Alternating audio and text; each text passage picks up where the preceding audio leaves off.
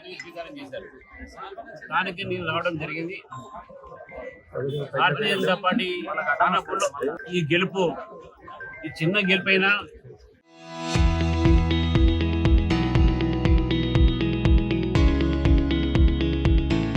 ఇది పెద్ద సందేశాన్ని ఈరోజు రాష్ట్ర ప్రజలకు ఇస్తాం.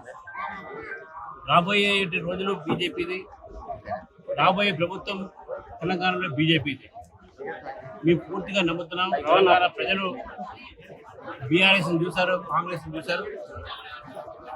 ఈ యొక్క రాష్ట్రంలో అభివృద్ధి చెందాలంటే భారతీయ జనతా పార్టీ ఇక్కడే ఒక మార్గం. డబుల్ సర్కార్ ఇంజన్ రావాలి, ఇక్కడ అభివృద్ధి చెందాలి.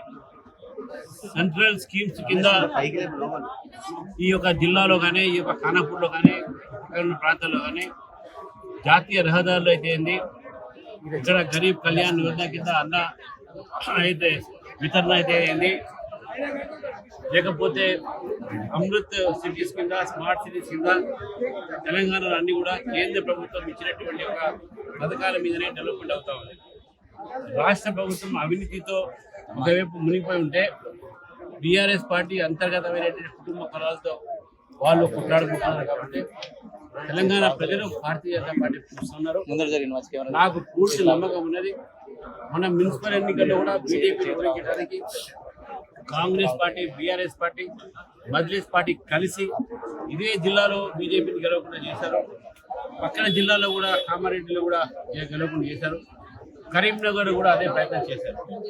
కాబట్టి స్పష్టంగా ఈ రాజకీయాల్లో, రాష్ట్ర రాజకీయాల్లో బీఆర్ఎస్, ఎంఐఎం, కాంగ్రెస్ పార్టీ ఏకమై బీజేపీని పెరగనీయకుండా, బీజేపీని గెలవనీయకుండా చేసే ప్రయత్నంలో ఉన్నారు. కాబట్టి భారతీయ జనతా పార్టీ మాత్రమే ఒక ప్రత్యామ్నాయం ఇప్పుడున్నటువంటి ప్రభుత్వానికి. బీజేపీ తప్పకుండా నెక్స్ట్ ఎలక్షన్స్లో బీజేపీ అధికారంలో వస్తుందని చెప్పి కేంద్రంలో ఉన్నటువంటి ఒక మున్సిపాలిటీస్కి అనేక పథకాలు ఉన్నాయి.